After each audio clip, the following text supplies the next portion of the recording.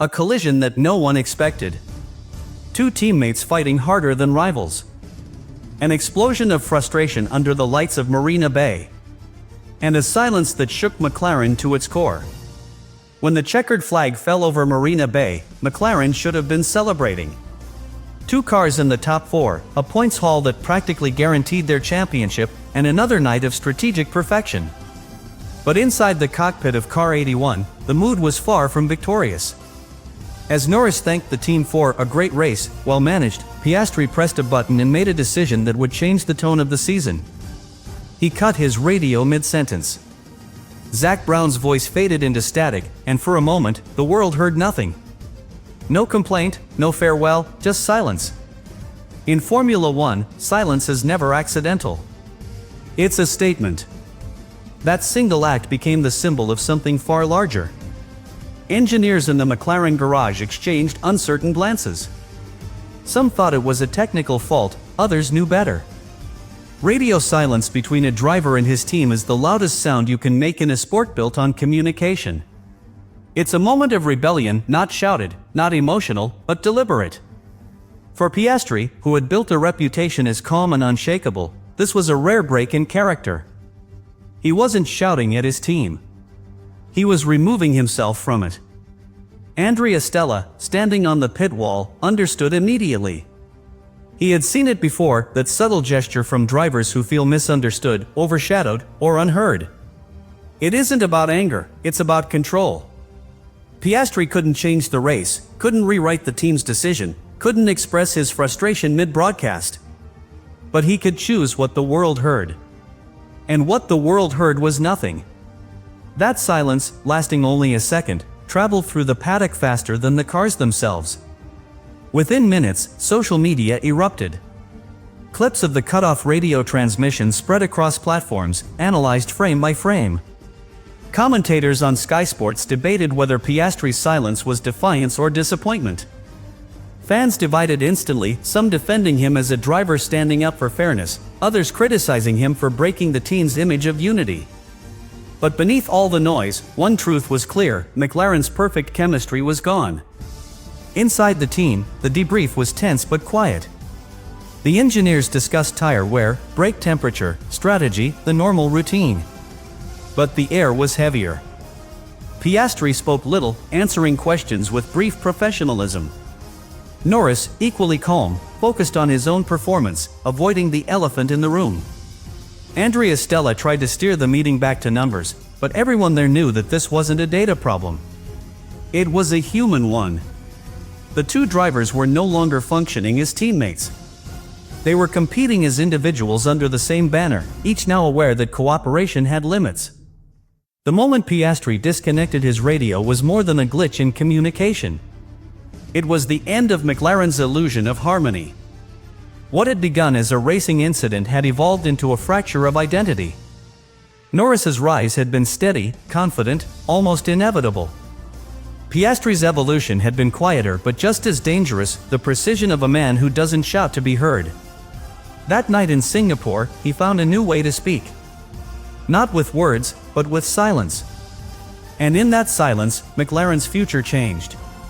For more than a season, McLaren had managed what most Formula One teams could only dream of: two drivers of equal talent, equal machinery, and equal opportunity. It was a balance so precise it seemed untouchable. Andrea Stella's leadership had built an environment of trust, where data ruled over ego and every result was a shared triumph.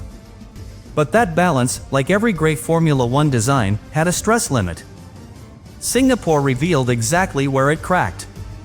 The collision between Norris and Piastri wasn't catastrophic in terms of damage: no wing lost, no puncture, no retirement. On the surface, it was nothing more than a brush between teammates fighting for position. But Formula One isn't measured in impacts. It's measured in meanings. Inside the cockpit, that millisecond of contact spoke louder than any crash could. For Piastri, it was more than a racing touch, it was a violation of trust. For Norris, it was instinct, the unavoidable chaos of the opening lap. In that split difference of interpretation, McLaren's unity began to split too. When Piastri's voice came through the radio, it was calm but heavy with restrained anger. That's not very team-like. That's not fair. It wasn't the words that cut deep, it was the tone. Controlled, deliberate, mature, yet undeniably cold. Stella's pit wall response followed the rulebook: neutral, logical, detached. Understood, Oscar. We are reviewing. That sentence, though technically perfect, missed the emotional reality of the moment. Piastri didn't want logic. He wanted loyalty. And what he heard instead was distance. Formula One thrives on communication, the seamless exchange between driver and engineer that keeps a car, a team, and a season alive. But when that communication falters, even slightly, trust collapses faster than a failed front wing. After the first few laps, the data told engineers that everything was fine. But the emotion told a different story. Piastri's responses became shorter, his voice quieter, his rhythm colder. His telemetry remained strong, but his connection to the team had fractured. He was driving fast, but not together. Norris, meanwhile, continued at full force, completely unshaken. To him, it was business as usual. He was chasing Verstappen, defending from Ferrari, keeping the pressure alive. The collision wasn't even on his radar anymore. And that's where the deeper divide began, not in intent, but in perception. One driver was processing what felt like betrayal, the other had already moved on. When they returned to the garage, there were two men wearing the same colors, but no longer racing in the same story. The real problem wasn't the contact. It was what it exposed. McLaren's identity had always been its unity, the idea that technology and teamwork could coexist with two equal ambitions. But in Formula One, equality only survives as long as results are shared. Once one driver feels unheard, the numbers lose their meaning. Singapore was proof that perfection isn't destroyed by chaos, it's destroyed by silence. McLaren arrived in Singapore armed with a machine designed for precision. The MCL39 was a product of months of refinement, its aerodynamic surfaces sharpened by endless simulations, its cooling ducts reshaped to survive Marina Bay's suffocating heat, its suspension tuned for the city circuit's bumps and punishing curbs. On paper, it was perfect. Every piece of data suggested the car would dominate. But perfection in Formula One exists only in numbers. Once emotion enters the equation, even the most flawless design becomes unpredictable. From the first lap, the car delivered what the engineers had promised. The power unit ran smoothly through every acceleration zone, the tire degradation remained minimal, and brake temperature stayed comfortably within range. Norris and Piastri had equal tools, equal setups, equal opportunity. The only difference was human. Norris's telemetry painted a portrait of confidence, sharp braking, clean throttle transitions, the kind of rhythm that comes from instinctive trust in both car and team. Piastri's numbers, though equally fast, told a different story. Tiny hesitations, marginally longer corner entries, fractional delays in throttle pickup. They were differences measured in hundredths, but in Formula One, emotion can be timed to the thousandth. Inside the McLaren garage, the engineers watched the data scroll pass like a heartbeat monitor. On the surface, everything was stable. But the language of telemetry is subtle. It shows tension before it becomes visible. Piastri's steering inputs grew slightly heavier, his brake modulation sharper. These were not signs of lost skill, but of inner conflict, a driver trying to separate performance from frustration. The MCL39 responded exactly as it should. The human inside it did not. That is the paradox of modern Formula One.